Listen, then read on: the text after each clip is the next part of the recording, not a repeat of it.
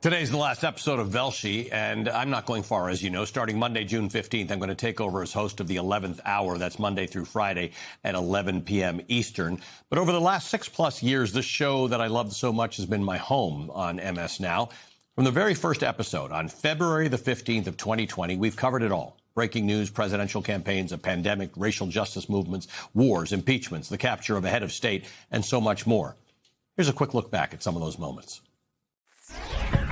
Good morning. I'm Ali Velshi from MSNBC World Headquarters here in New York. We begin this morning and this brand new show with the 2020 Democratic candidates crisscrossing the country. An impressive victory overnight in South Carolina for Joe Biden. He pulled in nearly half of the vote.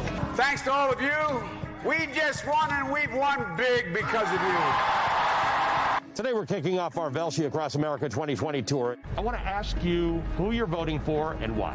The reason why I'm voting for Joe Biden is because he has a plan. Even more than that, I am really just wanting to vote against Trump. It is time for this administration to be gone. NBC News has declared Joe Biden the president-elect. We did it, Joe. You're going to be the next president of the United States.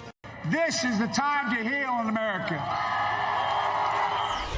New fears about the spread of coronavirus this morning and the impact it's having. Washington State reports the first death associated with the global illness. We begin this morning with important breaking news on the fight against COVID-19. The first FDA-authorized COVID-19 vaccine is right now being loaded up. UPS truck is moving off the premises now. This vaccine is safe, it's effective, and it's what we need to get back to our normal way of living. Get back. Your head. He's head. All right, they are now moving toward us. All right, guys, I got hit.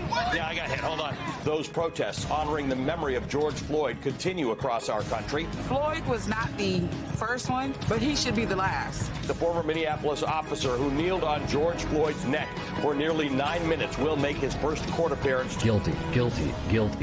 Derek Chauvin convicted on all 3 counts in the murder of George Floyd. Do you think the conviction of Derek Chauvin was justice? I think justice would have been not seeing George Floyd murdered.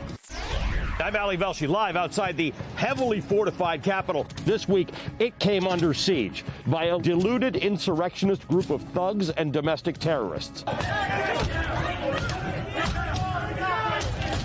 The president actively watching the chaos unfold moments before the Capitol was breached. This was the continuation of a coup attempt, albeit a very badly executed one. This week, Congress was back in the Capitol, impeaching Donald Trump for incitement of the riot and making him the first president to be impeached 2 times. Your argument is that it's relatively clear-cut because we all saw it happen. The president incited Americans to attack Americans. Donald John Trump is not guilty as charged in the article of impeachment. Clearly, I was disappointed that he was not convicted. He should have been convicted. Oh, these cowardly senators who couldn't face up to what the president did. Sirens are now underway in Kyiv. The city of Kyiv is under attack. This train that has just come in from Ukraine. Where were you staying in Ukraine? Is it even conceivable that Russia could invade a NATO state? We will pray for your father. You're not alone. Thank you. You're not alone for sure. Thank you for being with us. Can I hug you? Hello, my friend. Hello. Nice to see you.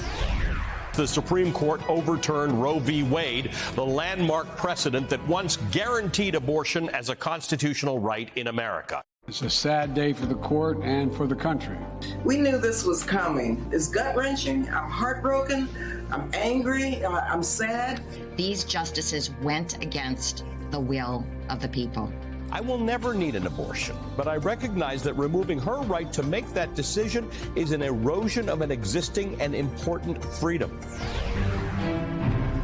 It is Saturday, October the 7th. Prime Minister Benjamin Netanyahu has declared that Israel is in a state of war. Overnight, the Palestinian group Hamas launched an all-out assault by land, air, and sea. We are 2.5 miles from Gaza, and in fact, we just saw an interception. You can tell from the shape of this crater that came in over here. This is the point of impact. What is the thing that you would want her captors to know? We're waiting for him. A monumental change at the top of the Democratic ticket has shifted the dynamics of this year's presidential race. Kamala Harris has reinvigorated Democrats, raised tens of millions of dollars. This was an excellent move. Joe Biden did the right thing. She has the receipts. She's ready to run as a candidate. She's ready to govern. What kind of country do we want to live in? We do have some breaking news from the decision desk. Donald Trump, he is the winner of this race and will return to the White House.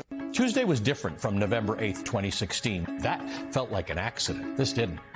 I, Donald John Trump, do solemnly swear and will, to the best of my ability, preserve, protect, and defend the Constitution of the United States.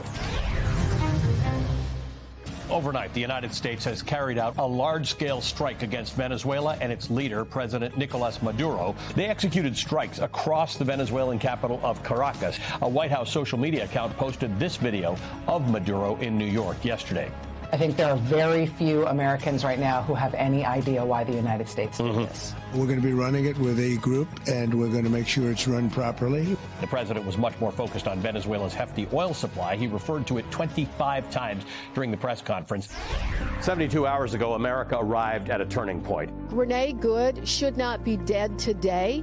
The American people need to ask themselves, do we want an armed secret police on the streets of America? There has been another shooting that has resulted in a death. 37-year-old Alex Pretty, who was recording activity by federal immigration agents before he was killed. Stop! Look out! I'm just angry. How many more Americans need to die or get badly hurt for this operation to end? Our breaking news continues on MS Now. Early this morning, the United States and Israel launched a major military attack on Iran. This is illegal, it's unauthorized, it's unconstitutional, and we don't know what the plan is. What we are clearly witnessing is lawlessness yet again from this administration. This is a clear declaration of war by the President of the United States without any authorization from Congress. Meanwhile, Iran is still reeling from the killing of its longtime supreme leader and launching retaliatory attacks across the region. Ayatollah Ali Khamenei was killed during the attack. Dr. Ismail Baghai is the spokesperson for the Iranian Ministry of Foreign Affairs. Who is calling the shots in Iran? Who's governing Iran right now? Today's meeting of the Velshi Ben Book Club is underway. Joining me now is the hugely celebrated author Margaret Atwood, the incomparable George Takei, the prolific Jodi Picoult, the award-winning, best-selling, and prolific Stephen King. Thank you so much for starting this Ben Book Club. You are an OG in this fight. Ally, or should I say ally, which is what I like to call you. Can I just say that was a mic drop? You put it all together.